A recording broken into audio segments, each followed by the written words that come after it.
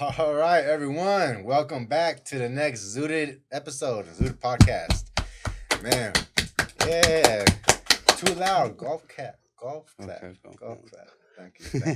Yeah, we got my man's Gibbons. What's up? And my boy Hector. You know, the crew's here. We got a new dad man today.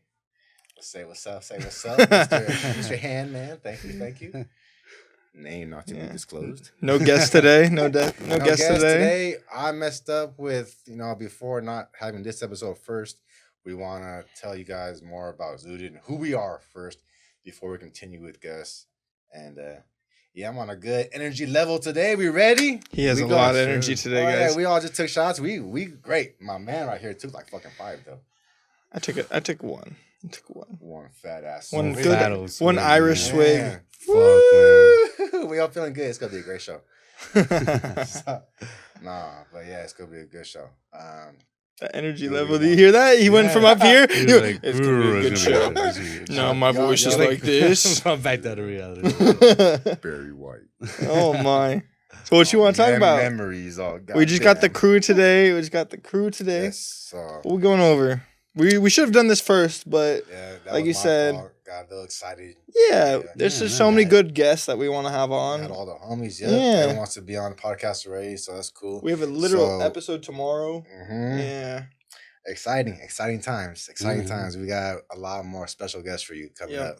Be prepared. Yeah. Let's get into the origins, man. Yeah, exactly that. We start off with you, bro. Origin story. Yeah, man. Yes, sir. Well, Zooted Farm started off as Zooted Kitchen, actually, as you guys Hell yeah, dude. Good days. That's good fucking food, man. Exactly. Zooted Kitchen blew my fucking mind, man. That's how we met. Yeah, I wasn't there for that. So, tell me, what Zooted Kitchen was and, what y'all did. So, Zooted Kitchen was we started our own kitchen out of my pad. Yeah, you and your girl, right? She would cook it, and then you would, your girl would cook, right? Yes. So, my lady was the chef of Zooted Kitchen, and, we started our own delivery. His now fiance. Now fiance.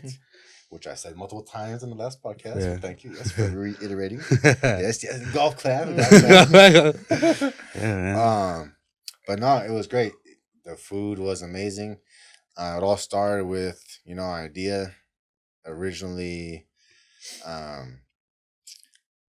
when COVID started, all Zooted, everything started in 2020, and it happened when I stopped working construction. COVID hit, and then I just went to teaching myself how to grow. I think I spoke a little bit about that on the other episodes. And was growing. My parents were super supportive of, my vision. At the time, awesome. I was calling myself Dr. Zooted. I really wanted to help with different strains and grow specific strains to different needs. Yeah, there's a deep ties in medical for cannabis. Absolutely. And my mom has transverse myelitis (TM), and she's on it's a nerve, some type of nerve condition where she's damn near paralyzed from the waist down. She can walk, but she's not in control of everything all the time. Interesting. How long has that been around for? Since high school, bro. Really? She had my freshman year of high school. My dad was. It was just me and her, bro. My dad had left to go home to Puerto Rico for a month, and my mom and I were alone. And that night, I had been working I was doing was it in high school when you give hours I'm doing community service? Community service? Yes, thank you. Yeah, I was doing community service for high school, and I was working at this theater I was being the host, or not host, but sitting people for sure. What's the name of that? Yeah, I was just sitting people for the show. And anyways, my mom took me to that, and she was in the car outside waiting the whole time, and that's when she had this episode I don't know if it was a stroke or something, but when I came back outside, she couldn't really move at all. And I'm 14, 15, but I'm a freshman in high school. I'm low-key freaking out. My dad's not here. I don't know what the fuck. My dad's coming back from Puerto Rico that night, though. And luckily, it was that night. He came back to us in the hospital, and obviously called 911. Bro, honestly, that night, is kind of super blurry. Like, no, I was freshman in high school. I wasn't faded or nothing, but it was so much was going on that I don't really. I just remember, yeah, working that. And I don't remember what happened really after. It was. I was in shock, you know. Yeah. My mom was just like couldn't move, you know. Like it was weird. And seeing your mom in that condition is and, what pretty much pushed you to.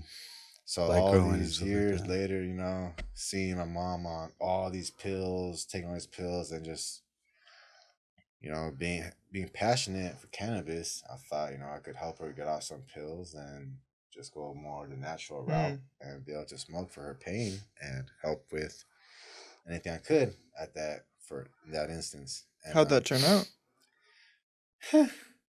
Not too well. No. In the fact that she still takes all her pills because she was afraid to stop taking her pills to try the weed. And she kept taking her pills and smoked, and she got super high, like hallucinating. Oh shit! And it fucked everything up. It fucked everything up because she didn't want to try it again. Oh, it was like one time that she did it. Yeah, and I think I gave her some gummies too, bro. I just think, you know, try these instead of taking your pills. And she took both, and it was too much, bro. And you were smoking often at that time? I've been smoking often for quite a while. So, like, you didn't think, like, do you remember what the THC level? I didn't think it was a big deal to her, yeah. I think it'd be a big deal, especially since, gummies don't hit me at all, really. Was it like 20 milligrams? Do you remember it all? No, but I don't remember. I've always gotten gummies that the bags were 500 milligrams or higher. So just they were. It was so hard to ration them because it's like and then back in the day, bro, people were just spraying the gummies, you know, shit like that, like make the edibles themselves, and they're not really from the lab or anything. Yeah, you know, so it's hard to tell.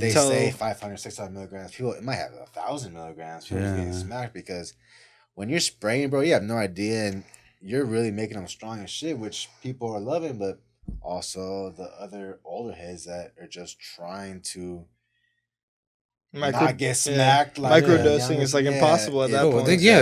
That's true, man. She likes candies, bro. Like so, she's eating them like candy, like it's a regular candy. Oh, so she didn't limit herself to the 2 that you said. So that was the other thing. She ate the whole bag, bro. Oh shoot! Fuck. She was just gone. So what led to the kitchen was my mom seeing everything that I was doing for my birthday. Gave me a gift of a book that was cooking with cannabis, and you know, I don't really cook. You know, my lady does the cooking. You know, I just gave her the book, and she made a couple meals, bro. We made the infused butter, so then we made infused meals, and the food came out fire, bro. Oh, yeah. Hold on, food. Man, I'm sorry, bro. It's just like thinking about reminiscing. We just need a little food bubble. Boop, boop, boop, boop. I know, hungry as high. No, man. Like this is just like the edible game.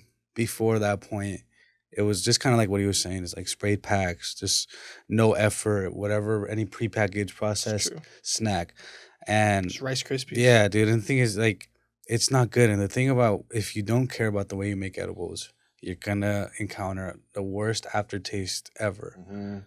Like the worst after, like just the pure THC taste, and it's not a good taste. No, the fuck it's not. So knowing that there's an alternative that where you can genuinely eat a meal and then become really fucking high from it, it was insane, bro. Yeah, we'll get to more stories. Yeah, but let me continue the origin. And so my lady read the book, we made the food, and it came out super fire.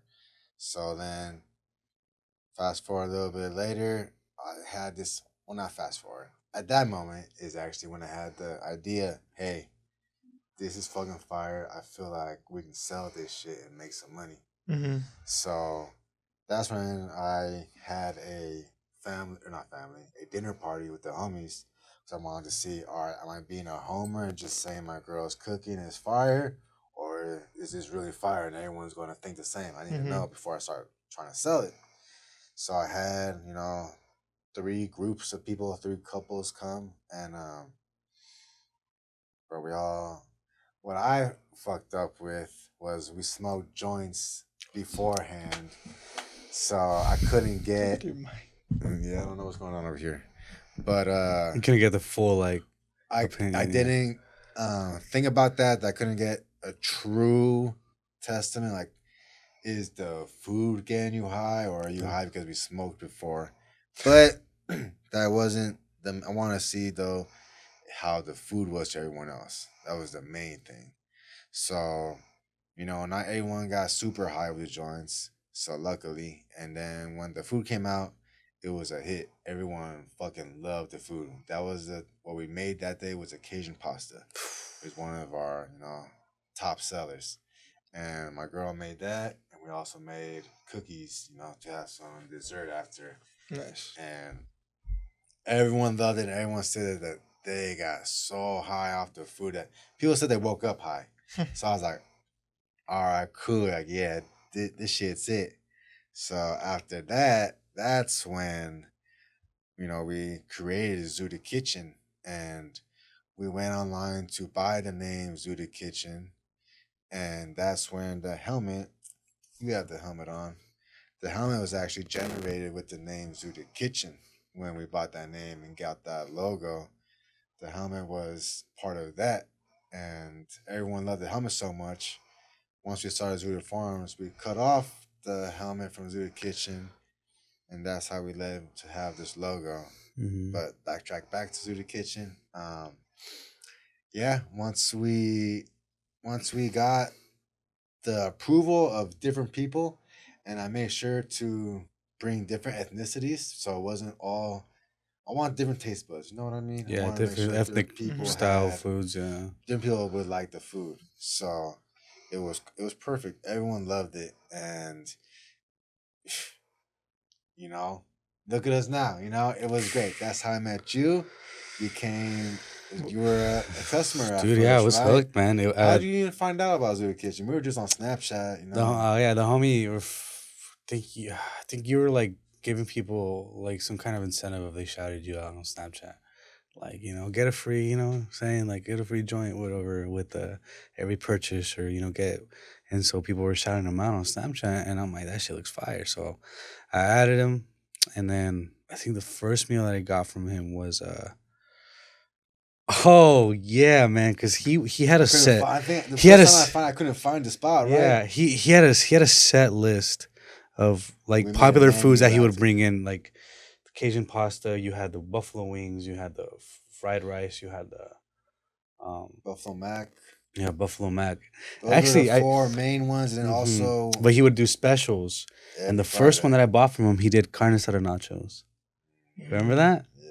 I hope you do, okay. But actually, you know what? I'm sorry, I lied. I didn't find out. I saw this. I saw the shout out. That's how I added him. But I actually first heard about him because I used to live with my buddy, and his mom, I guess, what knew his homie Speedy. Oh, Um, okay. and she came Shout through out one time. Speedy. Shout out Speedy. She came through one time with some fried rice. She's like, "This is edible." We tried it. We're like, "That shit's fire, dude." And then a couple weeks later, I saw this shout out on Snapchat. I'm like, "That's who it is. That's who it is," because it was fire. And yeah, he would do these specials. The nachos. That's the first one I bought. And Speedy was the special cook. Every Friday Yeah. when we did specials, it was him. usually Speedy that was doing the special because he's a chef. He's went to school for it. Yeah, What I is didn't that? know that. Yeah, culinary school. Yeah, but he's actually what's that called? He be whipping it up in the kitchen basically. Yeah, yes. But yeah, and then for one time in one of my birthdays, I got the tacos. Like they would do special meals. So Taco Tuesday. Yeah, Taco Tuesday. And Speedy was the man cooking them up on Taco Tuesday.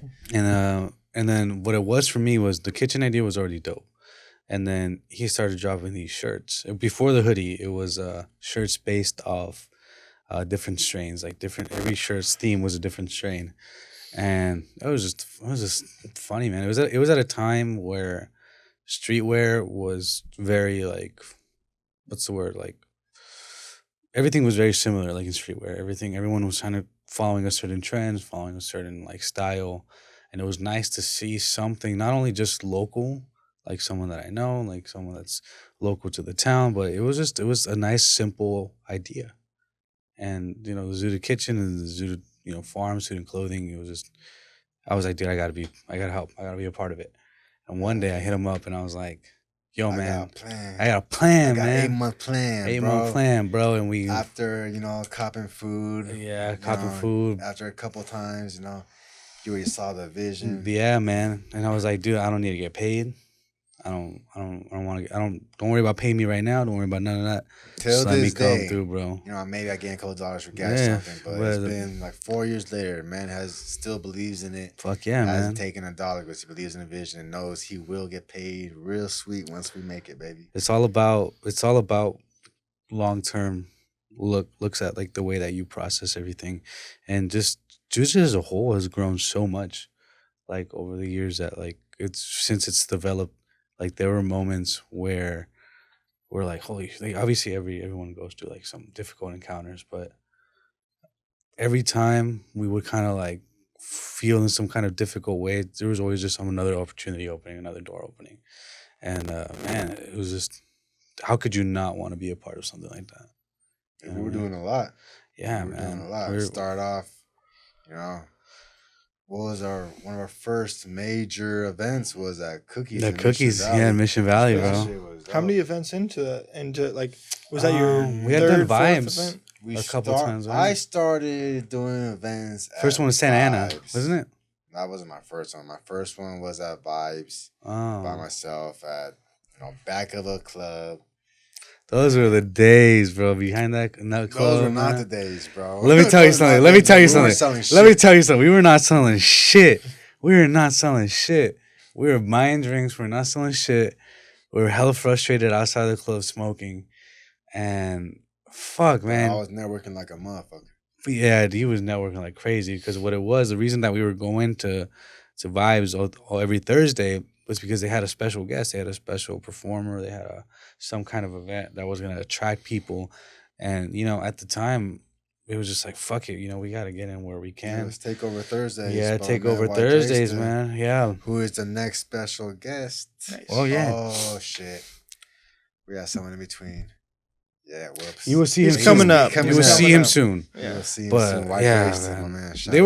They were the days because what it was too is that we were learning a lot from those events. We were learning what worked, what didn't work. Because remember the first event, we thought we were gonna sell out. We pulled up for like. I thought shit was dope. Yeah, we gonna sell out. We gonna sell out. We have the dopest idea, but I didn't realize, bro. No one's going to the club trying to buy clothes, bro. Yeah, man. Like. If you're going to the club, you're trying to get drunk or you're trying to go dance. Yeah, man. See the performer. Yeah. Maybe if there's a special performer, maybe you get their gear. Yeah. Man, we're not. They're not some random ass vendors. Ask anyone. I don't know who's buying gear. People would be like, literally a nightclub in downtown San Diego, bro. Like you're not going downtown SD to go get gear at a club. Mm-hmm. So I wasn't making shit, bro. They would occasionally come ask like, "Do y'all sell weed?" No, man, just the clothes. No, unfortunately. Just the clothes. And they're like, all right, dips out. Later, yeah. Yeah, bro. How many times did you guys go to Vibes? Fuck. For a good minute, bro. Probably was like every 6 months before I realized like every Thursday? It was not 6 months. It was 6 months stretched out. It wasn't every Thursday, but but it was 6 months stretched out. Yeah, because they had contracts for every first month of the Thursday. Every first month. So once every first Thursday of the month. So you went to like a solid 6 of them. What came out of Vibes that was positive? Your relationship with White Drace too. Well, absolutely, but also I met all these artists. Yeah, met so many artists. And who'd you meet? Yellow Hill, Lazy Bone. I met Lazy Bone. Was able to give him some gear. We got some cool content with him, bro. Oh my god, yeah, man. Lazy Bone comes out, and at the time we were selling these little weed bags, not the one weed, but like the actual bags that said Zooted Farms on it. And I saw Lazy Bone was outside, and my man's out here. He's like on the stage networking, talking, and I see Lazy Bone going outside, and I'm like, you know what? If I don't do it right now, I'm not going to get a chance later. I haul ass over to him. Over to my car, and I grab some weed from my car. Like, my fucking stash of weed. Like, I'm throwing it in this, and I'm like, all right. And then I haul back ass over to him. And I'm like, yo, Lazy Bone, Turns around, he got like 4 dudes with him. And I was like, hey, man, just want to let you know we're one of the vendors here. Love your music, bro. Grew up listening to it. You're awesome. Whatever. And I was like, here, man, Zooted Farms is our brand, bro. Did I tell him that it was our weed? Who knows? But I gave him the bag, and I was like, yo, come fuck with us. Our table's over there. I was like, the owner inside chopping it up, man. And he was like, cool. He was real cool about it. Like, yeah, all right, man. And he opens up the bag, and he's like, God damn. And I'm like, I got you, man. And then ran back inside, told him, I was like, yo, man, be on the lookout. Gave him the bag, closed the deal, man. Go chop it up with him. And that's how he ended up getting the photo, right? When he was on stage and you handed him the shirt. Remember that picture? He wasn't on stage. Oh, what was he on top of the thing, right? Yeah, he was up on top of the. Yeah, there's like a photo of you and him with the shirt. While I'm handing it to him. Yeah, dude. It's cool photo. It's cool photo. The networking was cool. Networking was, man. Yeah, you're not selling clothes in the nightclub, but the main thing that I got out of being over there at Vibes was that we met so many different artists. Like I said, I met Yellow Hill, who I have a song with now in Zooted Records. So that's way more down the line, but that's made the how introduction. it started. Yeah. That's how Zooted Records all really came to be about, because of all the connections I made at Vibes, really, and my connection with White Draysta. I was putting in the time and meeting so many different people that I had already. And then after that, we did so many more events that just all the events that mainly did were at some type of music. Yeah, some kind of like performance.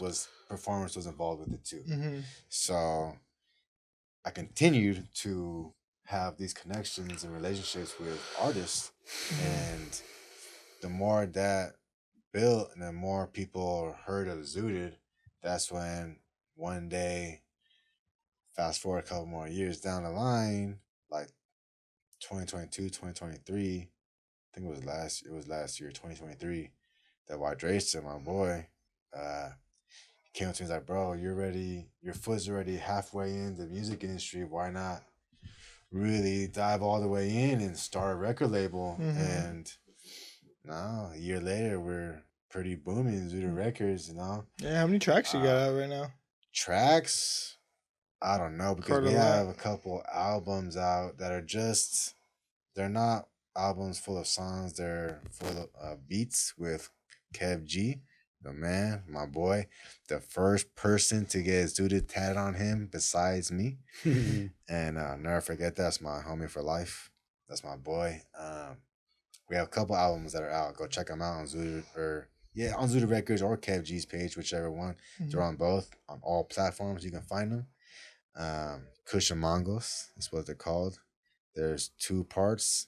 There's 2 albums right there. I think I don't remember how many songs are on each one or beats on each one, but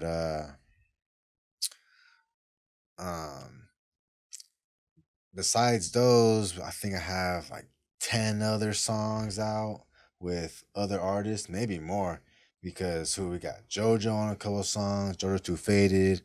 We have Avon Beans couple of songs. Ruthless. Yellow Hill. Yes, we got Ruthless. Poozy and Ruthless that came on the song Cha Cha, that came from the challenge, who was won by Young Crow. He was my first song. The first song that came out on Zooted Records was Young Crow, the homie who won the beat challenge. Young Crow killed it too. Hell yeah, that shit was fire. We got a sick music video. We didn't release it. We had it done. We didn't release it for like a year later. A long time. Unbelievable.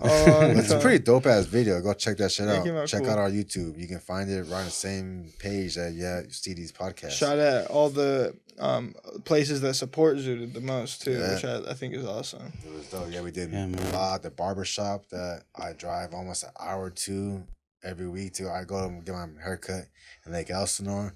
I did today too. My man's got me right. Got me looking good.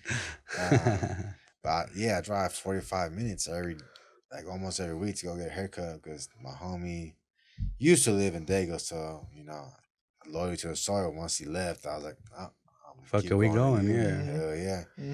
And it's been cool. But the owner of that barbershop has shown so much love and A like lot of love.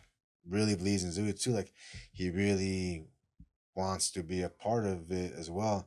And we're slacking. We need to get those capes done. Yep. He wants us to have wants every barber to have a Zooted cape Would be incorporated sick. with. Sick. We've just been ITC distracted too. by so many other things, Yeah, but yeah, we're we gonna definitely need to get that done. We'll We'll get that I got done. you, my boy. I got For you. sure. Yeah, because that's gonna be sick. And we went to the smoke dope shop more too. Content. Went to the first smoke shop that Yeah. had ever sold my Zooted shirts. Oh, Smokers shit. Heaven. Smokers right there Heaven. in Escondido, right by the Albertsons off of East Valley Bro, Parkway. best class. Bro, hell yeah. Fuck yeah, dude. Best customer service. Make you want to drive all the way across my town. boy Andy. Yeah, he's the man. Thank you, my man, for believing in us and continuing, bro. He's gonna have our trap raps in there pretty soon, bro. It's dope. Where we come from to where we are now. A lot of local love, man. Amazing. So a lot of local love, bro. Talk about local. Oh man, the other day, like 2 weeks ago, I'm actually right next to the smoke shop. I went to the bank, Navy Federal, right there on East Valley Parkway. You know, right in front of the Home Depot. You know what I'm talking about? Bro, I go in. There's no tellers. There's just the ATMs. You know what I mean? So I just go in. I'm by myself at first, and I'm wearing my Zooted shirt. And then someone comes in behind me, and some kid, like 18-year-old kid, you know what I mean? And he's like, Zooted Farms? I was like, yeah, what's up, bro? He's like, oh, what? We got the local celebrity in here. Well, that's right, the city celebrity. I'm like, dude. I'm working on it, bro. He's like, nah, bro, you're already there for sure.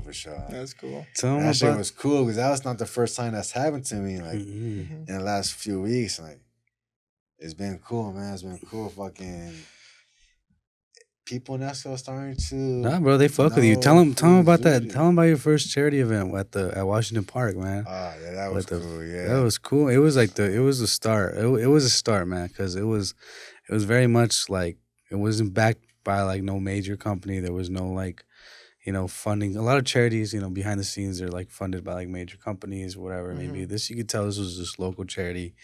My man right here just me. Yeah, man. My man right here set up everything, bro. Asked people to volunteer, man. Went out to Little Caesars. How many pizzas you get? 12. 12 pizzas, bro. Sodas, waters, man. And set up a tent over in Washington Park. And if you're from Escondido, then you know. Washington Park, man. It's in the heart of the city. Just gave back to the kids, bro. Like, because at the end of the day, man, like, it was it's cool. the future of the community, bro. And it was funny, man. It was funny, yeah. It was funny, man. They were giving this full attitude. We had some badass little kids. Badass little kids, bro. Can I have a shirt? No, man, but you can have a pizza. Oh, you suck. Man, little like 12-year-old kids. Who's Zooted Farms? You guys got weed? You guys got weed? You guys got weed, huh? Yeah. Where the weed at, bro? Where at? I mean, none for you, bro. Get the fuck.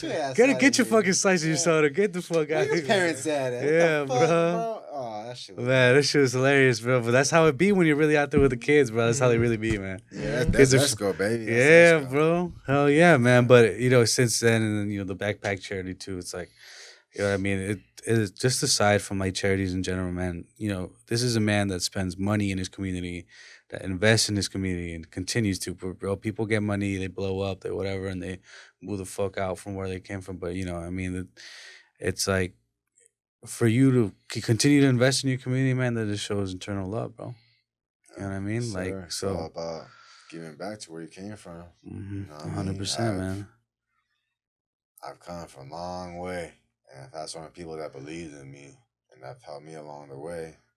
I can't say I've done it on my own. I like to say that because kind of haven't really had too much help. I've had help, but I've done a lot on my own. Yeah. But also, it's just, I want to give back to where I came from, who's had my back, this whole time, who's shown me the most love. A lot of places, a lot of companies or artists don't really get love in their city for some reason. No, man, not at all. They always, blow up somewhere else first, and then their town will start showing up. Like, oh, you're popping now. Like, all right, cool. All right, yeah. We'll what's it called? Like, We'll start showing love now. Yeah, but like, we'll claim you now. We'll Yeah, claim yeah. you now. Yeah, you're actually Once you start dope. doing really Yeah. good. But Yeah. no, that I've been getting shown love from Esco since the jump, and so I want to show love back. And it's been close for my family. From my mom was born and raised in Esco, born at the Palomar Hospital that just got torn down. But yeah, man, Esco's my life, place, my bro. world. Yeah. Yeah. man. But man, to where I met Bryce though, where Bryce came in A little bit later. What year was that? It was in like the middle. I think 2022. I was gonna say not last year, but I think the year before. Yeah. Came in just in time too. It was during a little bit after Vibes, Yeah. during the first shirt drop. Shout out Hugo Deluxe. I hit him up to like tell him, hey, like, I need a photographer. I need to get my socials going, get a nice photo shoot. Have some cool photos of my new gear coming out, my new drop, and he referred me to my man Gibbons right here. And that's how we met. Asked you for some more work. Yeah. And then just snowballed into putting you on payroll and making you really a part of the team. And we've taken off since there. You've really taken Zooted Farms, and the stupid mic, I had to hold it, my bad. But taking the media content from here to here, well, man. And since then, I've done much more than that. Much more than just that. Really became part of the team. And I feel like my whole job, like everything I do, is like help you get your crazy ideas down on paper, because you are the idea man of the idea men. Like you have so many different ideas, and I gotta contain you sometimes and be like, yo, bro, you can't do so much. You can't do it all. Like you're one person. Like we're getting there. Like, I don't know if we can get you to the moon, man. So yeah, we're not going to the moon today. Let's start with the website. Let's with the website. Speaking about getting to the moon, how about Dad Man? What's with our first dab? Shit. Oh yeah, get that dab ready. But yeah, I feel like a lot of what I've been doing is like, of course, doing the content, but also like a lot more now. A lot more, and like I made the new shirts, designed those. Yes, sir. I designed this, what I'm wearing right now.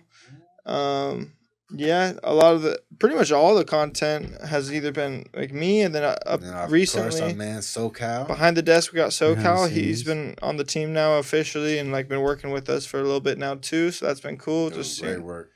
Yeah, it's been seeing the team grow, slowly but surely. We've gone to a lot of events together. We've gone to Vegas together. That was fun. For a work event. Yeah, work event in Vegas. And pleasure, of course, while we're there. It was a lot of work though. Like the only pleasure was the end at the pool for a little bit. Oh, dude, nice. Little hour-long time in the pool before we left. Right. Yeah. No, but the connections we made. Amazing. So we went for the Magic project. I don't know which is Project Magic. Yeah.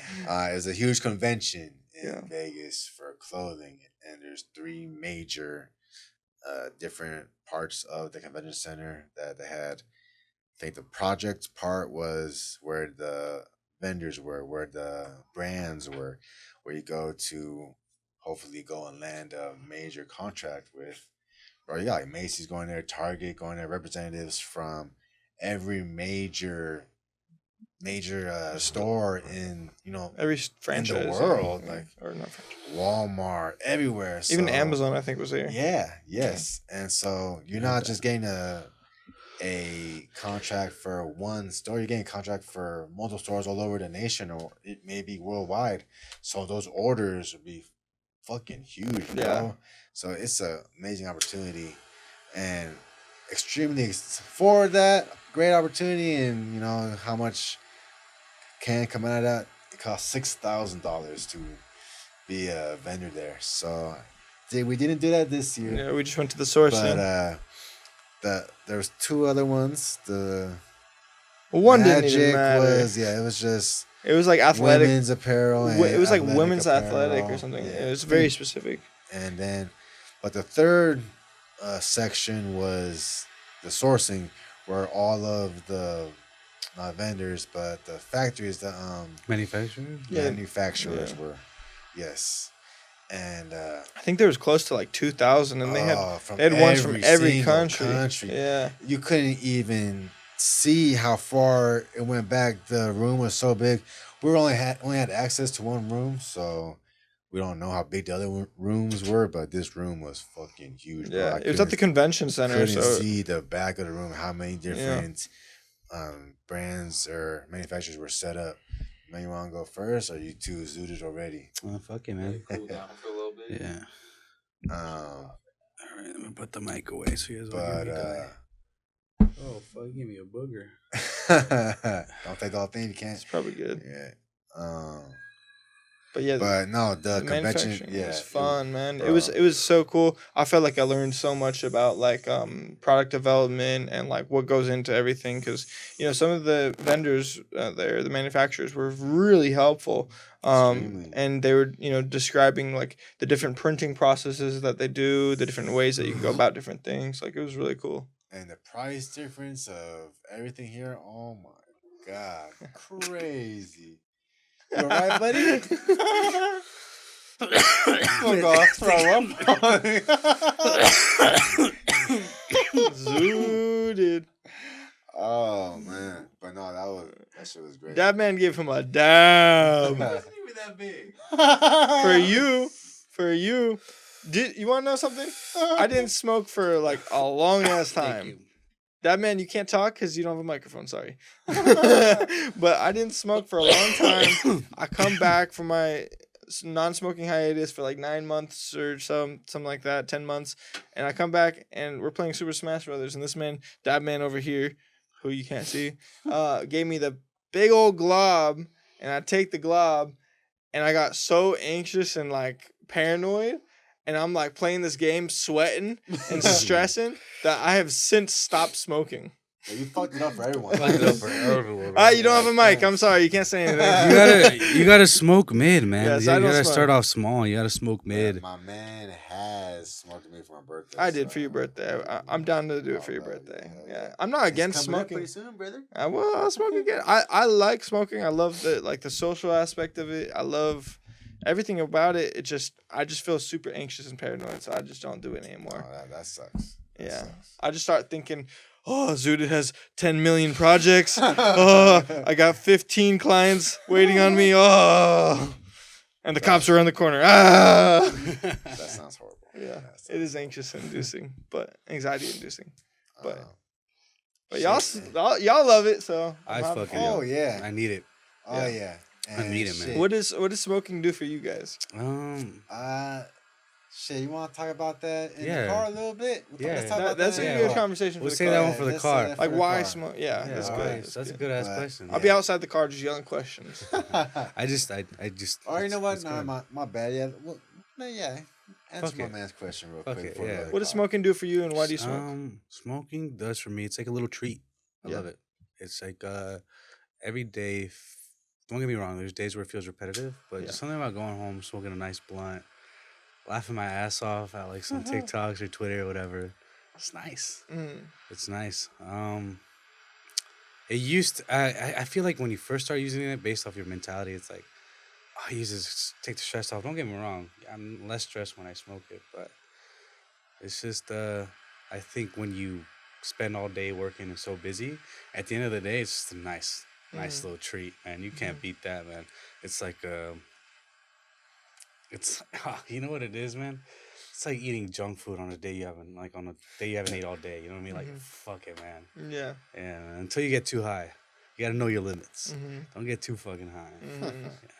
Nah, for me though, it's more like my medicine. I need that shit on the daily. Mm-hmm. No. Unfortunately, if I don't Sounds like a true addict. I was gonna say, Okay. unfortunately, if I don't smoke, I can't Everybody got eat their and vices. shit, bro. Like, give me my smoke, bro. Perfect timing. Give me my shit. Goddamn. Don't get me wrong. It's Legit. advice. Oh my goddamn it, give me that. I'm very. Help me out, brother. I'll keep it $1.50. I'm very dependent on weed. Yeah. 100%. I'm Yeah. not gonna deny that. Like, but at the same time, I think it's kind of one of those things. I want to say it's as damaging as alcohol, but it's one of those things where it's like, all right, I got a shift today. I know I can't Careful with that camera. overdo it. at some point, you know? Like, oh, I can't overdo it. You got to know your limit. Yeah, like no one, like, unless you're like Zooted, you don't have a how many limit. people have passed? How many people have passed away from hitting a dab or smoking a joint? 0. Yeah. How many people have died from alcohol? A lot. many. So I completely understand. Like, I think weed is a lot better vice. Nah, I'm good on it. I'm good. I don't need it right now. It's a solid advice, but you got to know when to control it. Yeah. You got to know, and you got to know to not let it fuck your priorities up. I know a lot of dudes that will spend their last $20-$30 on some weed. Yeah. And then like, oh, God damn it. I'm so hungry. I'm so hungry. I'm bro, this can and you that. spot me $20? Yeah. Like, God damn it. I just fucking gave you bro. $20 yesterday. What the fuck? So if you're fucking up your priorities over weed, or like, you know, you're smoking weed, but you haven't taken your girl out on a date in weeks, what the fuck is he doing? Yeah, 100%. You know what I mean? 100%. Like, unfortunately, weed is something that it's a privilege. It is. Not a right. Yeah. Getting high. It should be. Hell yeah, man. Hell yeah. But unfortunately for myself, I don't see it as a privilege anymore. Well, I mean, to be fair though, it's it's so easily accessible to me. Yeah. Oh yeah. It is.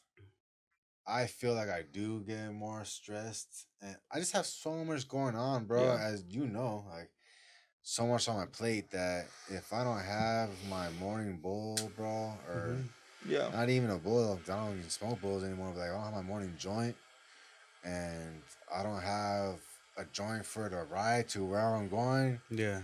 Probably not gonna be in a good mood. But here's the thing: at the end of the day, you're gonna go get shit done, though. Absolutely. So that's the thing. That's what it's more like. It's not necessarily like, oh, not everyone deserves it, but you deserve different. It. Everyone's different. It hits people differently. Yeah, it does. It does. Some people can smoke all day and function. Function fine. Bro, in college, I used to know people that well, I shouldn't disclose too much. I'm not saying no names, but I knew athletes, bro, that would go smoke and then that's a fine. game after and be balling because they more focused, more in the zone. People just sure. I'll say I did that once or twice. Yeah, I played football and like I smoked a little bit before. Sorry, mom, but like I felt like smoking can just give you like such great focus. It can. So I'm not saying that like people can't function. What I'm saying is if your priorities are fucked up, you're not going to work. You're not saving your money. But then you have that dependency. It fucks up their whole day because they can't do it. So it's like I feel like I'm talking about more in like the financial aspect of it. Yeah. Like if it's not easily accessible to you and you're spending your last dime on it every time, then at some point you do have to recognize like you know what I mean? Like I'm spending my last $20 on weed, but I'm going hungry. Type shit. You know what I mean? I'm not saying that like people can't. I've been in moments where like I couldn't function without it. And so, but I was getting to a point where I was so broke because I was buying weed that I wasn't eating or that I wasn't, you know, my clothes were torn up. Didn't have gas. I had gas, but I didn't have gas.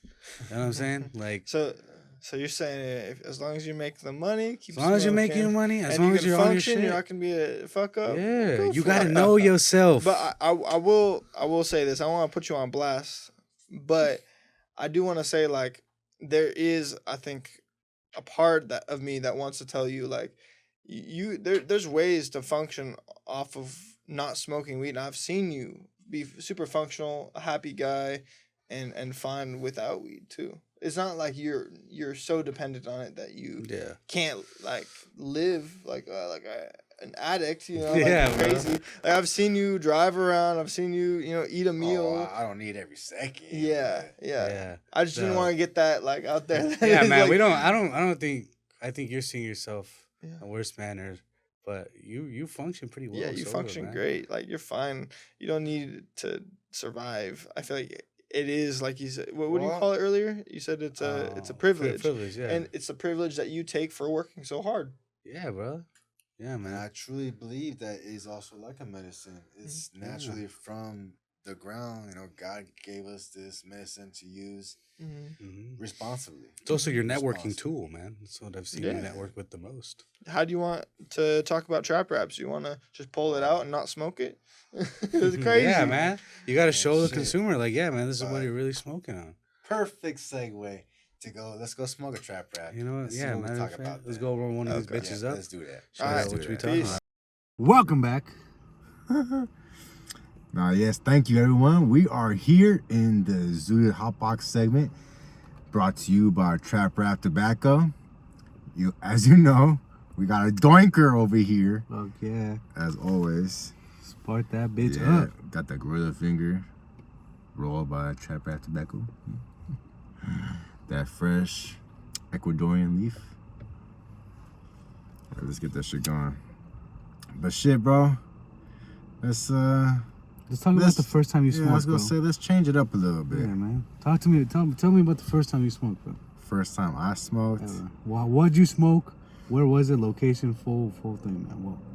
For goddamn, you the feds or what? Yes, Wait, what sir. you wanna know? Who I was with? Yeah, who you with? Who supplied it? No, I was with my cousin, bro, and I was in 7th grade. I think it was spring break of 7th grade. Hold on. And I was in a car just like this.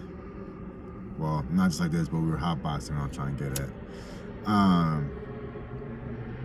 We went to.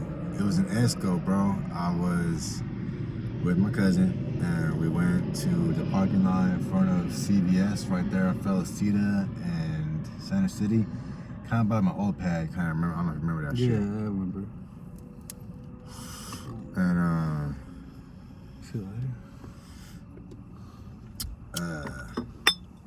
we went over there and smoked out of a bull piece. It was, I don't remember which tree it was. I don't remember what strain. I was in 7th grade, but I didn't ask that shit. I just remember we were listening to some type of edit of the Pac-Man song. So when I was getting high, smoking that shit, I was just hearing like the Pac-Man theme song. But What? it was a trip full, but it was Yeah, it was crazy. But like techno, it was tripped out full. That's some crazy I shit. just remember hella tripping out and just being like, You remember what straight it was? nah, that's what I just said. Food, yeah, you so high you don't even remember what the fuck I just One said? hit, man. I'm on it fucking. Nah, I was saying like I was in 10th grade. I wasn't asking that. I don't remember, bro. That's I don't valid, remember bro. that shit at all. I just remember after we went to go smoke, went to Jack in the Box after. Yeah. I fucked up some tacos, had that late night The munchies. 2 for 1. Yep. Oh yeah, dude. Went back and just fucked up some video games with the cuzzo, and Good ass thing. it was it was all she wrote after that. Yes, sir. I went to Catholic school like until college, bro. So can't say it was really all right. I wasn't like smoking every day after that because I really smoked. Hold on. I really only smoked that break, and then I think I waited till like summer To, like, to really smoke start again a little bit. Like just smoke with my cousin a couple of times, and then Would he be the one that smoked you out like primarily? yeah, bro, you gotta remember, like, I was hella sheltered from it. I didn't grow up on the streets. Like, I wasn't with no gang. I wasn't with the homies at like 10 fucking smoking Sherman and like, but no, I mean, like, like I said, I went to Catholic school since kindergarten, bro. I grew up in the neighborhood, but my parents sheltered me so much, bro. Like, That's valid. I had homies on the block that just happened to not be from the block, though. Yeah, no. But he had a cousin that lived in front of me in an apartment that was from West Side and everything. Like, I grew up on 13th and Orange. Like, if you know, you know. Like, that's the hood. And shit. It was different times, bro. Different times. No, I used to always see Love Red, and I'd come out and I read, and I was like, no, go back inside, bro. We're gonna get shot. We're gonna get shot, bro. Go change. Go ahead and that. change that shit. This has always been my favorite color since I was a kid. Like, sorry, like I don't know what to tell you. Just always liked red, but nah, bro. Growing up, super sheltered. I never was really like hella chiefing. Yeah. And No, that's crazy. I mean, that's and then fine, like bro. when I went to high school, I was an athlete and we You were couldn't. getting drug tested. Yeah. And especially at Saints, like we had random drug tests. I don't know, like you went to public I went did to you public ever, school. did you play Oh, sports no. though? Like did you know if they get drug tested? Do public schools get drug Nah, tested public too? school kids don't get drug tested. Them kids was smoking weed, Yeah, fucking right. doing all that shit. That's taking all like, shrooms. damn, bro. That's like, just you guys, I think. Shit Well, was different. actually, I wasn't a student athlete, but if you were a student athlete, comment down below. Let me know. I'm not too sure. That's what I don't know. I don't know. No, that seems. I mean, Well, my man, that seems my bad. cameraman, you were athlete outside of or at public school. Did you ever get drug tested? No, but my parents did. Ah, My okay. pops one time caught me smoking weed. Well, he didn't catch me, caught me smelling like weed. This dumbass. Sorry, I'm a dumb. I love you, Dad, but he has some dumbass moments. This motherfucker takes me to the clinic. I went from in San dumbass to Marcos. motherfucker. Oh, you in trouble now, boy. Takes me to the clinic in San Marcos, and he's like, "I need y'all to drug test him right now. I think he's smoking Like weed." that. And the lady's like, "Sir, if you don't have she's like, there's no means, there's no one you can't just come and ask for a drug test out the blue, especially because he's a minor." And he's like, "All right, whatever." Drives me to CVS and gets one of those little fucking drug test things. Keep in mind, if you put a little bit of water or contact or eye drops in the cup, it'll dilute it and it'll fuck the test up. It won't be negative or positive. Hey, I'm not giving you. homies, if you're on probation, do not do that shit. Do not do because this. You will be You will get caught. getting, I'm talking about if your not parents are getting tripping caught. on you. They don't do First of no, all- what's it called? If Yeah, they don't. play that. diluted, that's an automatic negative. This is just a way to do the store bought ones. But if you're not supposed to be smoking weed, don't smoke weed. But yeah, man, I kind of had a similar experience. I was gonna say, Yeah. what about your first time, partner? Shit, man, I was it was the summer of 6th grade, and for the most part, I would say I was a pretty Better. what's the word, impressionable kid. I'm not even gonna lie, man. I was scared, but my curiosity overcame any fear I had. And so I had this homie, shout out to Gonzalo Charito, kicked it with him every day because we had Avid together after school. What's that? It's like some program to help you get into college early, get into the mentality of going to college and stuff. I think so. But it was me. It was another homie by the name of Jugsy. Shout out to you wherever you are, bro. Hope you're doing good. His name is Drugsy. Yeah, his name is Jugsy. I hope he's doing good. I hope you're doing Shit. good, bro. Shit. It's not a great start. And this other food name, what was his name, man? It started with the E. I don't even know, bro, but I'm trying to remember what his name was. But this other homie, wherever you are, bro, the last time I saw him, it was a video of him getting tased in front of a 7-Eleven. He was high on meth. God But damn. I'm getting off. That's not Drugsy? That's not Josie. That's not Josie. Oh, God damn. Who's this fool name? then? But it was these 4 fools, and we were smoking out of a broken metal pen. But the bud, it was Broken metal pen. That's the Yes, first sir. time you got high? broken metal pen, bubblegum kush at the top, smoking that shit like a crack pipe. What the fuck? And I remember I had an iPod at the time, an iPod Touch at the time. We were breaking the weed up on my case and everything. My corny ass, I put on "It Was a Good Day" by Ice Cube. We were chiefing that shit, and we were chiefing behind these trailer parks in San Marcos off Las Flores Drive. Shout out to the city of San Marcos, man. If you know, you know. Back there was some kind of farm or I don't know what they were having, but I remember being in between a bunch of trees, and I smoked that shit, and at first I didn't think it hit me, and then I got up and started walking. And keep in mind, As soon as you got up, huh? as soon as you get up, and I'm fucking starving, bro. I got no money. I'm fucking starving, and I'm I don't know what the fuck I'm gonna do, man. Next thing you know, a buddy of mine comes. One of them, that Drugsy, that was smoking with us, he left halfway through the sesh. He came back. We ran into him again. He had an ice cream and he had a bag of chips. And this motherfucker was not trying to share. Oh, This hell motherfucker was no. not trying to share, bro. Oh, man. So it got to the point where we had to snatch some shits from him because he was not fucking share. If you don't share when everyone's high, that's whack. I'm sorry. Hell, the fuck? Come on. That's yeah. smoking etiquette. What is it? Smoking etiquette. Etiquette, yes. Smoking etiquette. Smoking etiquette. But come on. Now. it's just like I feel the amount of fear that was in my like head because I was like, "Fuck, I'm gonna get caught, bro."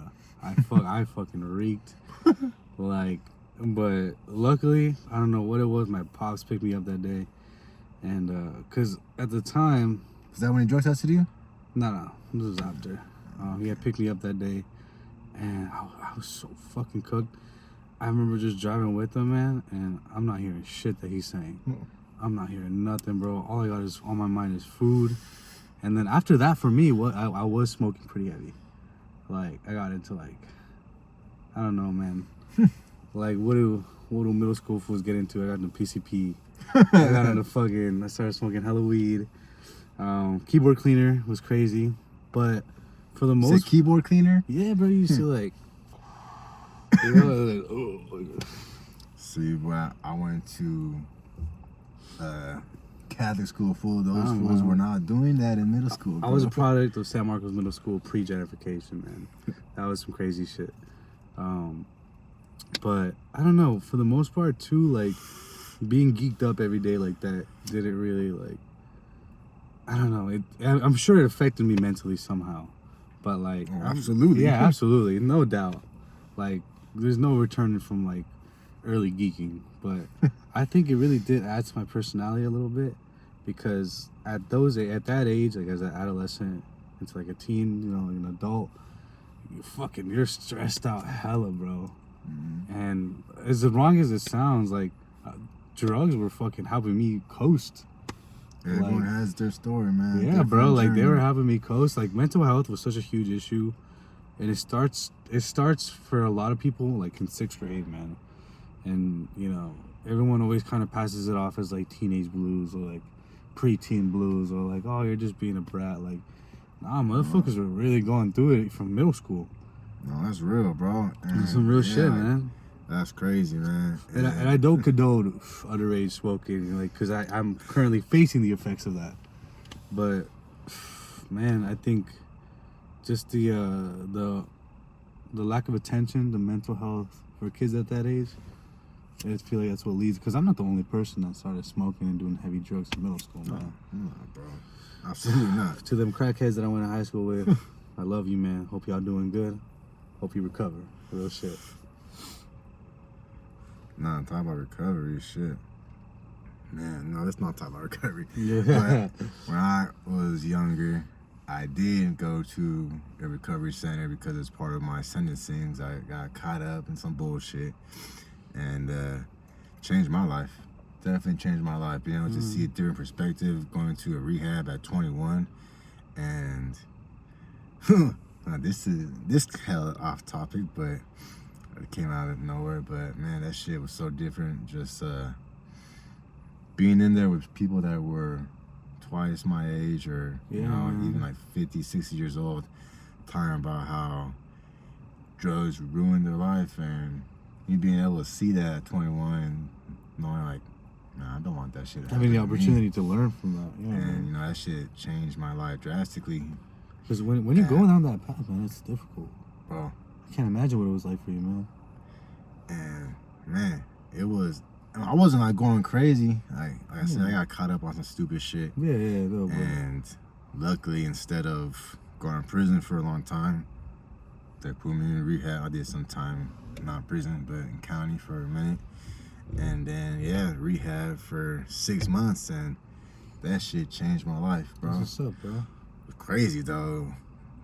That's where I really started seeing more drugs. That shit was wild, dog. Like, rehab was the first place I ever saw someone shoot up heroin. Like, bro, the stories from that place, my God. There's always a lot of, like, you know, unseriousness when it comes to addiction, but people don't know, man. They don't know that some of these people are genuinely trying to turn their lives around, man. And like, it's hard, bro. Mistakes happen, You know what I mean? I know we're big advocates here at Zooted Farms for marijuana and its benefits, but definitely don't be ashamed in trying to recover and trying to, make your life better, bro. Because everybody makes mistakes, man. Everybody makes mistakes, and everyone deserves a chance to learn, bro. That's right. Yeah. Absolutely. But shit, let's lighten this shit back up. Yeah, we're getting too deep in the hot box, man. Talking about rehab and shit. Rehab and shit, man. Hey, man, it's just that blunt talk, man. That's that blunt talk. Where's the lighter at, bro? Lighter right here. Oh, shit.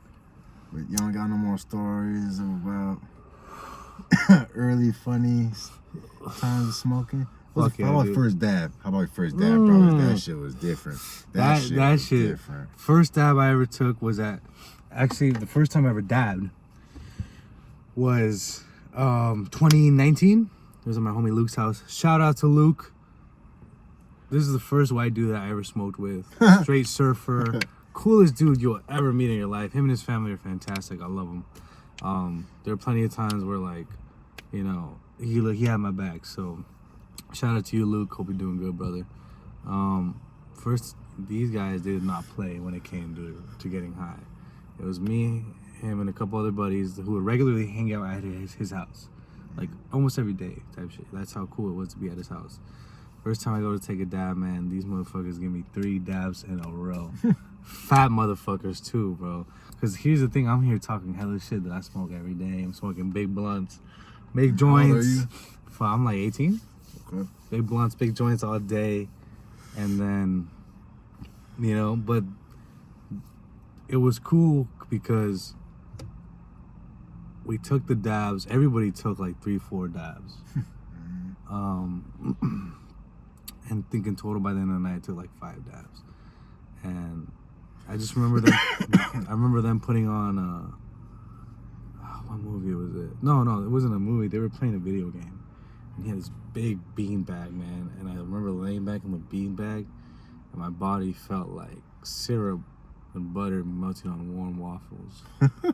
And I ended up sleeping over, man. I ended up like knocking out. Woke up the next morning still high. Oh, what the? Yeah. But I woke up like early as fuck. I was still high. I do not condone under the influence driving, but I was high, coasting through like the San Alejo back roads. I had this 82 Pontiac at the time, and I was playing some slow jams. Early in the morning, the sun is rising. I know I'm right on my way to McDonald's to get a McMuffin. I'm fucking coasting the whole way, man. And since then, dabs for me are a special occasion thing. I smoke weed every day, but wax is like something like I don't smoke wax throughout the week until I come on the show. Right. You know what I mean? It's a special occasion thing, you know what I mean? No, I feel that. My first time smoking wax, I was in college. I did not know what was coming. Bro, oh my God. It was the homie Jordan that first introduced me to wax, and holy shit, it was another devil, another demon. Yeah, shout out to my boy Jordan. Fuck yeah. I remember when I hit that shit, I just started coughing. Like, well, you can't breathe and shit. Yeah, bro, I thought I was gonna die, fool. Like, I think it felt like 2 minutes of just straight coughing. Almost met gun. I thought my lung was gonna come out, bro. That shit was crazy. But man, that shit got me high as fuck. I'll never forget that. What'd you do the rest of the day? Bro, I got so high I don't even remember really. Like the fuck out. Probably. Fuck, man. I honestly, genuinely, do not remember what happened the rest of that day. It was, goner. Probably was drinking that day too. You know what I mean? So faded in a hole. Once I had that dab, it was over. How old were you? 19. 19, yeah. Hell yeah, dude. It was dope. Well, man, on that note, it's pretty much over. Let's get back inside. Let's get back inside, man, and finish up the rest of this. Thank you guys again so much for joining us on another Hot Box Sesh. Brought to you again by Trap Raps. Fuck with them for some good quality leads, man. You know what the fuck is going on. You know it is. Dude, that was a fucking hilarious story. But shit, aside from just getting faded from weed, man, you got your foot in the game recently with your own beer. Yes, sir. Tell us The a little one that more you're about sipping that. on Yeah, right man. now. Yeah, the strawberry banana smoothie sour Mm-hmm. that was brewed at Creative Creature. Yes, Thank sir. you. We've had an amazing collaboration, amazing partnership so far, and it's going to continue. Mm-hmm. We have a new. Put that down real quick. We have a new flavor coming out soon. Can't reveal it yet, but just let you know it's purple. Yeah, It's yeah. gonna be We've been dope. doing a lot with Creative Creature. Yeah, it's Though gonna it's be been dope. fun. Yeah. Talk about how that started real quick. Man, my boy Simba, shout out Simba, at the Conejo show, Mm-hmm. and bro, we just threw smoking. Yeah, you guys were just backstage, right? Yeah, that's how backstage. How'd you get backstage on that? I had someone I knew, Mm-hmm. that was close to or is close to Conejo, Mm. and we had he invited us to come up. And You brought one of the Zooted photographers too, like SoCal. yeah, brought SoCal over Yeah. there, and then we went backstage and just had a great time. Met the producer, one of his producers. I can't remember his name. God forgive me. Sorry, homie. But supposed to be a pretty legendary producer that produced Tight. a bunch of Conejo's music, and it was a cool time. But met Simba while I was up there, and he was like, "Hey, bro, you think we can smoke up here?" We were at Corazon del Barrio, and I was like, middle of Logan, like, should be straight, bro. Start chiefing, start smoking, start chopping it up.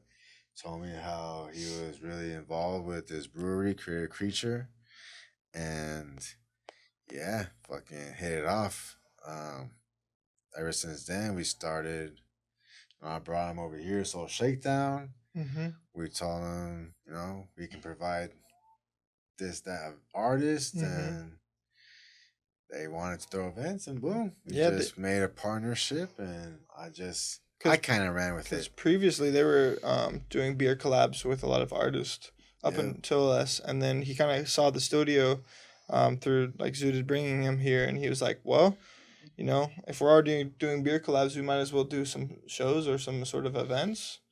And then that only made sense to do the Zooted beer because you were running all the events with Fourth Quarter. Yeah, and it's been. How many events has it been? We've done about 18 events. Sheesh, that's this a lot. Year.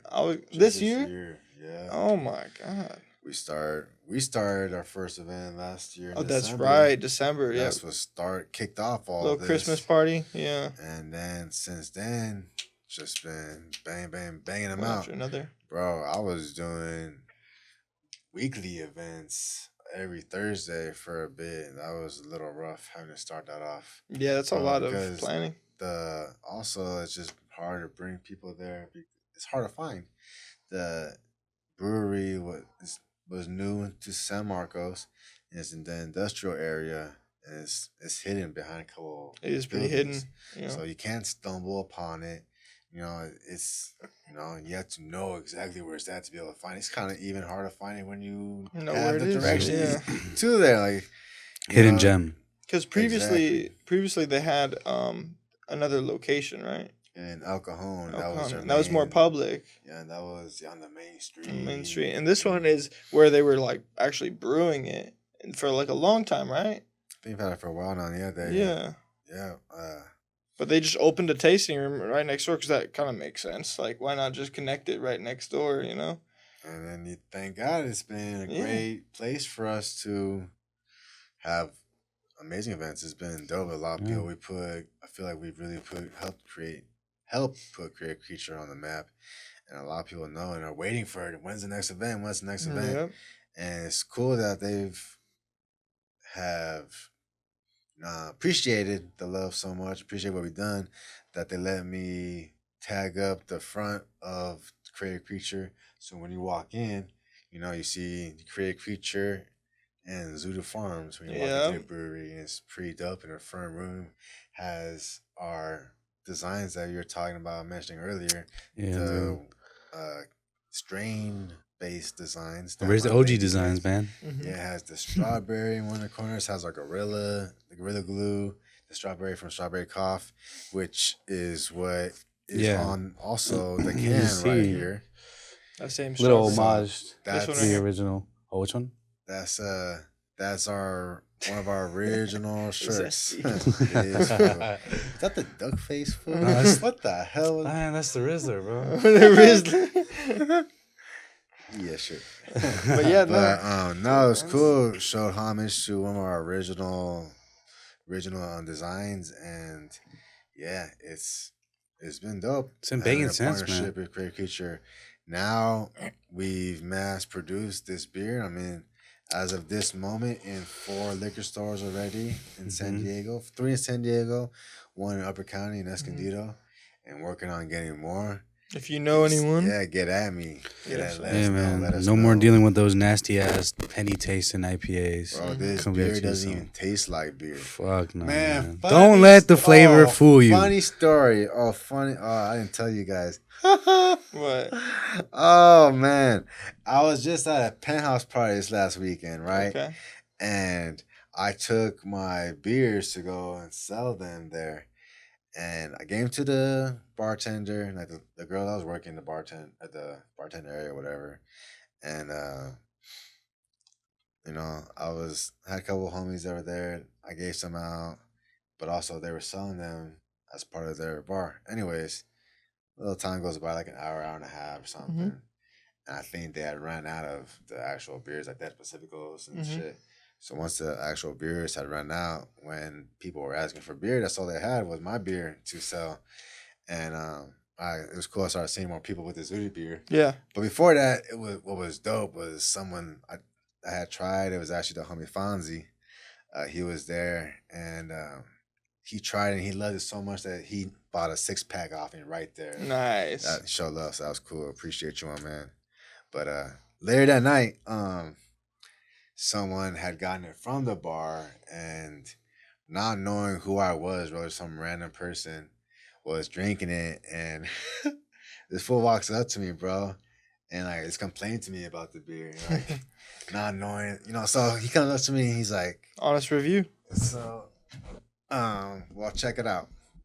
He comes up to me, and he's like, bro, this is a beer, like what, like. I asked them for a beer, and this is what they gave me. Like, doesn't really taste like beer. Like, and I was like, yeah, that's what I was going for. And he's like, what? I was like, yeah, that's my beer, bro. He's like, oh my God. Oh, man. Like, he started scrambling for words. Like, bro, like, it's not bad. It's just, I wasn't expecting that. Like, it doesn't taste like beer, bro. It tastes like a carbonated, like almost like a carbonated smoothie. Yeah. It's like, yeah, exactly. Is it carbonated? Is it? I don't know. Am I tweaking? Am I Take a sip. Take a sip. It's like a soda. I was gonna say, Yeah. I was gonna say more like a juice, really, like a Yeah. smoothie juice that has alcohol in it that you can't even taste. That's what's crazy. Like, this Oh. God damn it, party foul. That's carbonated, man. Is it? I think it's a little bit fool. carbonated. Okay. Man. Dang. No, am I tripping? I'm high. I'm really high. That car, huh? That car that go. car, dude, that hot box, man. You But, can't escape it. Nah, fool. Like that beer doesn't taste like beer, and No, it's not. It- It's not your average IPA. that's not what your I average was beer. really, really going for, though. And that's solid, man. Because there's with the popularity of beers and tastings and specific flavors, kind of getting put on almost the same, not almost the same level, but on a similar level to like what people do with wine tasting, beer tastings. Popularity has skyrocketed over the last years. Yeah. So to make a beer that tastes good, come on, man. Mm-hmm. Bro, at once, everyone that tries it, they're like, "Oh my God, it's amazing." That's why when I go to these liquor stores I've been going to try to sell to them, it sucks that the worker that's working can't really try it right there, and then if the owner's not there, Yeah. they can't try it, and they can't see what the difference, like what's special about this beer, and that's what bro. Everyone. I think for all the That's people right. that are drinking like seltzers and stuff are gonna really like this too, because Yeah. They it's just go like crazy another with option. shit, It's like, yeah. do you want like something that really tastes like hoppy, like a traditional beer or like an IPA, or do you want like a just a seltzer? Well, there's Like something in this. the middle. There's another option. Yeah, exactly. Yeah, there's another option. No. Just rotate that. Can't be showing.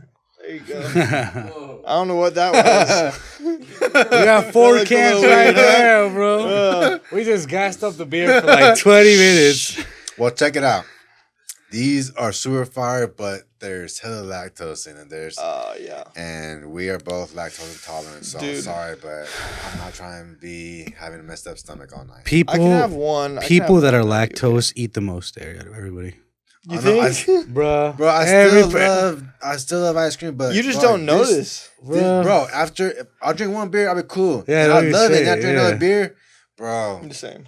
You gotta drop the Browns off at the Super Bowl.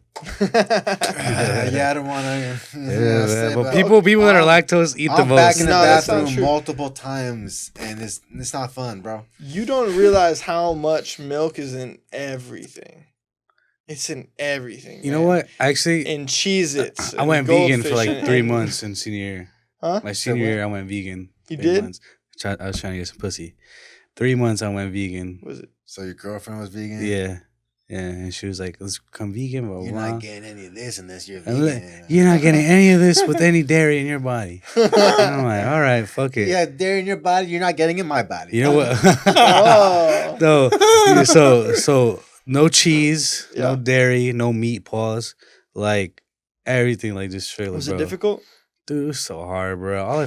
Then don't tell me that the dairy people that are lactose intolerant. No, well, let's keep it a buck. All right, maybe you two don't, but the majority of people that I know that are lactose intolerant be eating hella dairy. Well, because Well, I don't. Hell, I'm saying I still. I just still eat love. cheese and Yeah, shit. I just like cheese. But I'm telling you, bro. Like necessary evil. for some All good. reason, like this beer just really fucks with our stomach, homie. Are you trying to lose weight? Drink this beer. If man. you're lactose intolerant, If drink you're this beer. lactose intolerant. Dude, we're great advocates for Yeah. this beer. Yeah. We're great Because- advocates. You think, man, hell yeah, dude. No, What? but it is super fire. It and is. I really do like it. And everyone that's been trying it that isn't like a huge. I need hops. Like Yeah. Yeah. if you're not super into IPAs and you like a tasty beer, or even like every single girl. Has Yeah, I was tried gonna this say, IPA, like If you want to bring a girl home a drink, then this is the beer. you to take bring an IPA and she takes this, and y'all are gonna be happy as hell. Big booming. Yeah, big man. booming. Perfect mix, man. Yeah. Yeah, but man, what else can we talk about off the Zooted? Like let's try out Zooted Records. Zoo Barely Records. spoke on that. Yeah. That has That sparked into a lot, man. There's moments where it's like, holy shit, like you're really doing it. And you know what it is? I think it's the way that not just yourself, but Bryce, and the way that the Zoodoo Farms culture aligns so much with music culture, which whatever genre you guys are, working with that week, every time I've seen an artist and his entourage, because what's an artist without an entourage?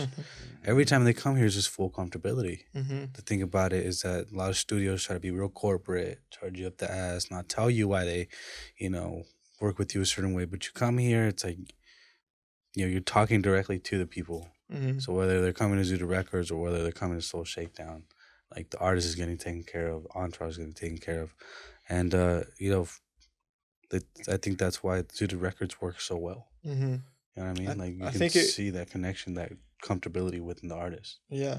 I mean, I think like Zooted, like him and I were meshing so well already, like while we're Yeah. just shooting content, and it was just so apparent for us to like take it to the music, because it's like we're at the studio. Literally the photo studio is in a music studio. So it's like, and we're shooting artists.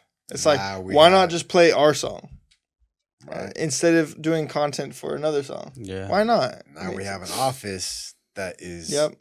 down the hallway from the studio. Yep. Like, it just doesn't make more sense. It can't Yeah, make more man. sense. Yeah. And it's been And then the people that you support and support you the most are also musicians. Like Yeah, look, man. let's look at the person that has the tattoo. we have Kev, you know, and he's a producer that Producer. works here at the studio. So it's like Kev, Jojo Too Faded. Jojo Too Faded tattooed Right right on the on, hand. right on the hand. Yeah, it just made sense. Another main artist, you know, shows mad love to Zooted. Now his manager. Shout out to JoJo Too Faded.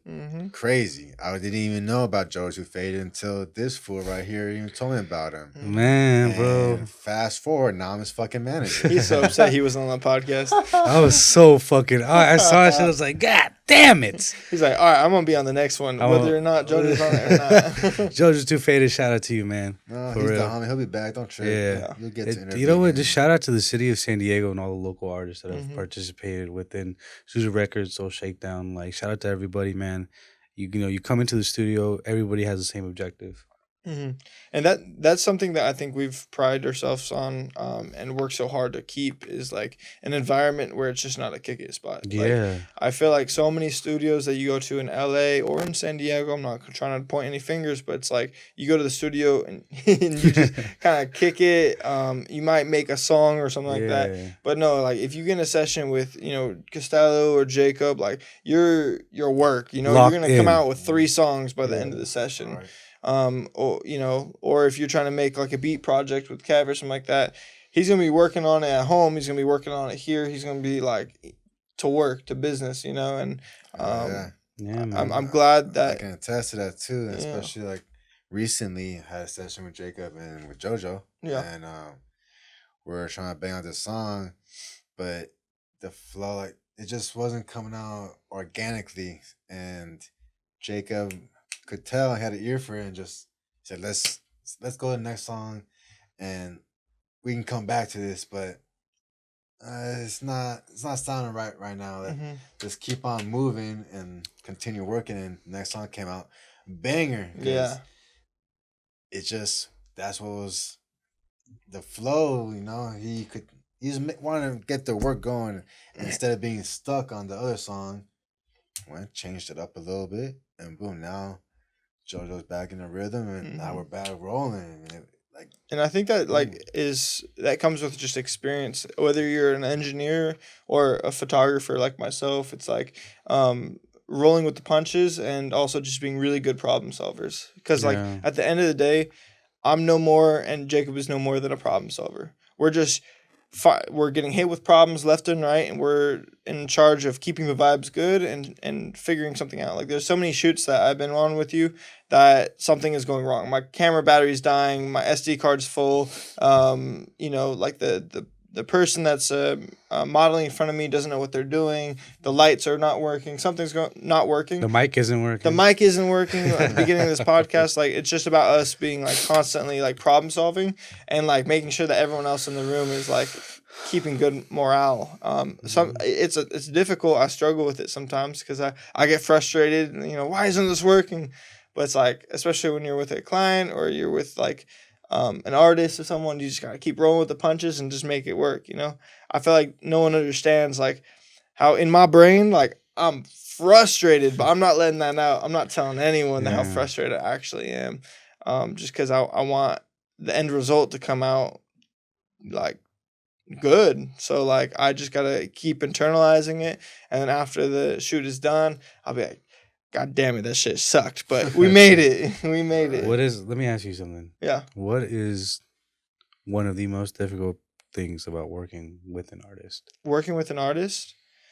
Well, not one or just a couple. Just generalized. What are some of the most difficult things when it comes to working with I'll artists? start with telling you why I like working with artists. And I like working with artists because artists really care about the art form. Like most of the time, from every industry I've worked with, like artists genuinely care like how the final result comes out to, because they feel as if it's their own art piece. You know, working in sports, you don't feel that way. It's just, I just want to post something that's going to get likes. You know, that's all they care about. But artists, they really are like so passionate that they're like, I want this to come out so specifically in this way that I see it in my head, because I'm an artist too. And so I feel like that's a way that we can relate between artist to artist. At the end of the day, I'm still working, you know, because I'm trying to create someone else's art. It's not me creating my own art. You'll see my art form in like photography on the wall, or other ways. Maybe I'll do a short film or something like that. That's my art. But everything, for the most part, you're going to see my work out there is me creating for someone else. Now, the problem is when I'm creating for someone else and they can't convey it properly to me. Artists are the least organized people I've ever worked with, because they're just an idea person that they're just shooting me with ideas, and they don't know how to explain it. They don't know the right terms. They don't know what equipment is like. They don't know how to light it. They don't know how to act half the time. They don't know how to pose. Like, they don't know what the fuck they're doing. They're just what the fuck they're doing. Yeah, I was trying to shit fuck. I don't know. Fuck shit, man. Yeah, but they're just like they get frustrated with like this idea in their head, and then when the end result doesn't come out how they want it, they blame it on the photographer, when half the time it's either you're asking your photographer to do something like rushed, and like they don't have time to properly execute. They don't have the tools necessary, like maybe they don't have the right gear, or you didn't convey it the right way. Yeah, and yeah. so and it's just hard to like, have that good merge with the communications. Yeah, communication's everything. And then something that I was with y'all know Mr. Lil One? Yeah, I was with him today, and he said something that kind of stuck in my head. It's like he said that communication is really important, but comprehension is a second side of that we don't talk about often. And so it's like you can communicate as best as you can, but if you're not communicating in a way that someone can comprehend, it's pointless. And so I need to communicate to the artist, and the artist needs to communicate to me in a way that we can both comprehend each other. That's solid, man. Yeah. Shout out to Mr. Little One. Shout out to Sherman Heights. Yes, sir. OG in the game, man. That's dope, bro. He spit some wisdom. Really man. good speaker, man. Yeah, I met him at the Cookies event. I grew up listening to Mr. Little One. Nice. You don't know about him. Mr. Little One is a rapper, originates from Sherman Heights neighborhood of San Diego. OG in the game. Fun little fact about him: before Eazy-E passed, him and another rapper by the name of Mr. Night Owl were in works of a contract to join Ruthless Records. Yeah. Interesting. Unfortunately, he passed, and his company went the way it did, and Mr. Little One took his own route. But you surprise me every day with your music knowledge. I love it, man. I love it, man. I love it, man. I love it. But yeah, I think he spits a lot of knowledge, man. And you know what? I think it's good that you mentioned like why you like working with artists and what's difficult about it, because I feel like people don't necessarily understand or care to understand the other aspect of like, damn, like, oh, everybody loves like that music video. Look at the lighting, look at the editing, wow. But they don't know about like the process that really goes into it. And just like you said, like you're working with them, like this is your job. Yeah, it's not like you're one of their boys also cooking up, like it's different when they come to you. Yeah. And you're supposed to be the one that, kind of like you said earlier, like keeps everything like organized, and put together. And the reason like you pay your photographer and videographer is because they can execute a vision. Like, I'm not going to pay a photographer, no matter how good they are. I'm not going to pay for a photographer or videographer that can't execute a vision. And so, like, that's why I feel like the beginning stages of like communicating up front, being like really transparent with like what you want as a deliverable, like the end result to look like, is super important. Yeah. And that conversation is usually brushed over so quick, and we hop straight into the photo shoot, straight into the video shoot, and then it gets messy, and I don't like that. Like, I've been back to my roots. Like, I just sent out 2 new proposals for some projects I'm working on. And I broke down, this is how much time I'm going to spend shooting it. This is how much time I'm going to spend editing it. This is how much time I'm going to work on pre-production. And what I mean by pre-production is I'm going to plan all the shots I want to get. And I'm going to go scout the location before we get there. And I'm going to make sure all my gear is packed up and ready to go. And I have everything in order to make the shoot proper. So like, a lot of videographers and photographers, top of the line right here. I'm trying my best. I've done a lot of different stuff. Oh, he came in clutch, man. Earlier when I said that he came at the perfect time, it was true, man, because our social media department it was just switching from person every week. Yeah. Like, I didn't know how to fucking edit a TikTok video for my life. One person was just, I don't know what she was doing with the videos, but effort, A for effort, and then it was just Oh, yeah. shit. All right, Yeah. What happened? And you remember how our TikTok became became someone's personal page. page. But you know what I mean. Shout out to her. She's doing well. She tried. She tried. She And the tried. thing is, the issue was it was just there was no general like set plan. There was no We didn't give her any organization. direction. Yeah, there was no direction at all with anything. We gave her a lot. We asked her Yeah. just, hey, It wa- run the page and figure it out. Figure it out. And we were making so many different wasn't moves fair. that like we didn't know what to post about. And one was like we did an event one day, but then we wanted to promote a new shirt. So it's like, all right, how do we do that? You know what I mean? Like, so when you came in, man, and I forgot what was the first edit that you showed me that like he did for it was like a Was it the photo shoot or was it a video shoot? was it a photo shoot? I think, or was it a flyer? Was it like a He hasn't what was it? But he showed me. I don't know. He showed me some. I think it was like a photo or like a video, but it was like one of the first works that I've seen from him, and it blew my mind. Huh. I really want to know what this is now, What man. was it, man? I mean, I'm all the way down now. This is the beginning. This is from here up is me. Was it on Instagram? I don't know if it was on Instagram, man. I hope it was me. Imagine it wasn't. No. This is like right when he brought you around. Yeah, because Yeah. the first two shoots, like we didn't really like do much. I feel like I know. I feel like it's gonna be Is it the. the eye? I feel like it's gonna be the Young Crow one. When they're two. No. No, man, that was this one.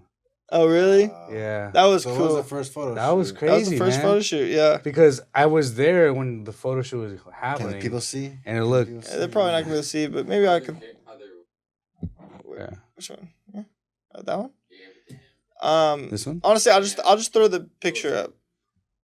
I'll throw We'll the put that picture shit up for Yeah, you I'll put guys, the but picture up. because his messages are popping up. Oh but shit! No, being there and seeing the process actually happen, because I see cool photos all the time, yeah, but to see like how he set up the background, and keep in mind during that photo shoot there was like fucking 7 people in the room. yeah, It was crowded, chaotic. man.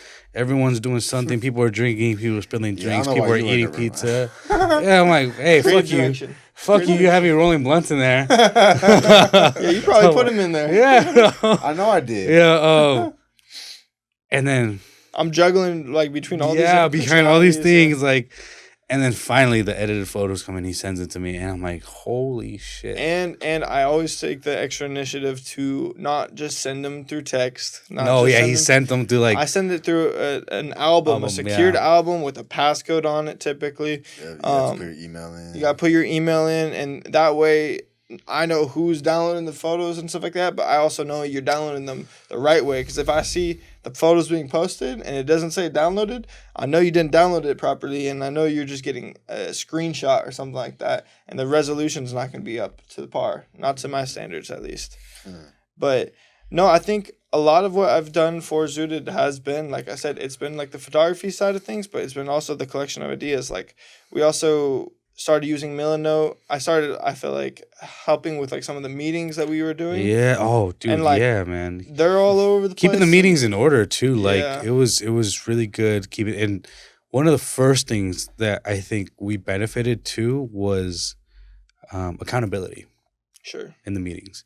For a lot of it, it was Oh like yes, I it was remember just- this time. It Yeah. was accountability, man, because Cisco already had a lot to worry about.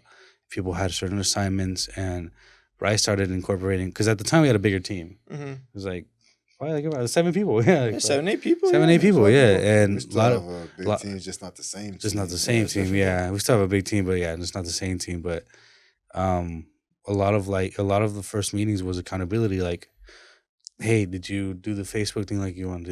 Did you make this video? Did you Mhm. do this thing? Did you make the content on your page like you said you were? You know, and A lot of people weren't. a lot of you weren't. Yeah. You know what I mean? And so it was really good to see, because at that point, like, Soul Shakedown was already established. Like, Yeah. you were already well into like your own like path. Yeah. So when time came for Zooted and Soul Shakedown to I think start working together, I think that's when I started working with Zooted was my 6th business, yeah 6th or 7th business that I've played a part in. Each of those businesses ranged from creative agencies, gyms, another gym, the studio, a um, luxury car. What's it called? A dealership. I played a part in. I'm missing like like there's an Actors Brand Academy still around, still doing good. I helped out her out. Dental, like I've done a lot. I've helped a lot of different businesses, not just creating content, but also like help them brand and organize their business. Because half these people, they don't no hate, but like you don't have a website, you don't have a funnel, you don't have any way to take traffic from social media and put it somewhere. And when I found Zooted, I found someone that was so passionate. And I don't think it was necessarily your T-shirts that struck a chord for me, or the food that struck a chord for me. What made me interested in working for Zooted Farms was really just how passionate you were. Like you were just like, I'm gonna make it. I'm gonna do whatever it takes. I'm gonna get sleepless nights. I'm gonna go wherever I have to go. And I was like, those are the types of people I want to be surrounded by. And so like. And not only that, you gave me a lot of creative control and trust in me. Like you were just like, all right, I just want good content, and I've seen you prove it. Like I think it was like what 4 shoots or something like that, and then we got onto like a monthly basis. Yeah. And the 4 shoots, it was our trial phase. You're like, okay, let's see what this guy can do. I don't know, because I've been burned by a lot of other photographers and videographers. Yeah. He said, fuck it, let the chef cook, man. And then you just let me go for it, and I appreciate all the trust that you've put in me. And I'm glad that like I've been able to move up and like play a bigger role. I think we've done a lot of brainstorming, and finally I felt like we're starting to get the business really fucking organized, where someone wants to come in and do something. It's like we have a contract already for that. You want to throw events? We have a contract for that. You want to get a song of Zooted Records? We have a contract for that. We're doing things by the right business, and I love that. Yeah, it's exciting. We got so much going on. So much we can't even talk about, though. And to think, man, that this all fucking started from your 1-bedroom apartment, bro. Yeah. Mission. From mission to the world. Worldwide, man. Yeah, Zooted worldwide. It was crazy, bro. When you took it overseas, it's pretty cool. Yeah, man. I went to Europe, bro. I went to London. I had the privilege of going to London and Amsterdam, and I blasted the stickers everywhere. Did you bring the helmet? Yeah, I brought the helmet. I took a picture. I carried that shit in my luggage, man. Man, honestly, man, all these like recent flights I've been taking, I'm like, damn, this guy really took the helmet. Dude, that shit is bulky as fuck, bro. That cost an extra $50 nearly. Keep in mind, bro, I'm brown as fuck in the middle of London. With an astronaut helmet. With a fucking astronaut helmet. Kids are waving at me and shit. I'm waving back. And I'm giving them like weed stickers and shit. But like what's it in New York with all the like people in the costumes? Oh yeah, dude, that's who they like tipping me and shit to take photos. That would be hilarious. And I took a bunch of clothes, I took a bunch of shit, and just started handing them out. So if you see some Italian kids in Amsterdam wearing Zooted Farms, it's because of me, man. That's sick. But that's sick. Yeah, I took that shit overseas. Some Italian, hella Italian college students over there, man. Oh, okay. Look, man. One of these days, Zooted Farms is going to Amsterdam for sure. Like. Didn't you send out like a package internationally? Yeah, you sent one out too. To Croatia. Croatia, that's crazy. Yeah, that's so far away. Homie from college. You know what it is? Europeans and like people all across the world, they love American street culture. They do. California's huge, man. I think I read. Do you guys know what GDP is? I think it's the global economic perps. Yeah, that also, but that's it's insider. That's the half the name of the next beer. Okay, not too much. Okay.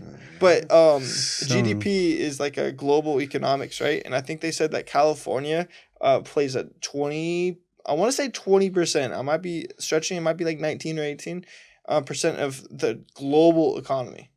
No way. So out of the entire world, California plays almost 20% of everything. What? No, that makes sense, dude. Yeah, that makes we a got lot of Silicon sense. Valley.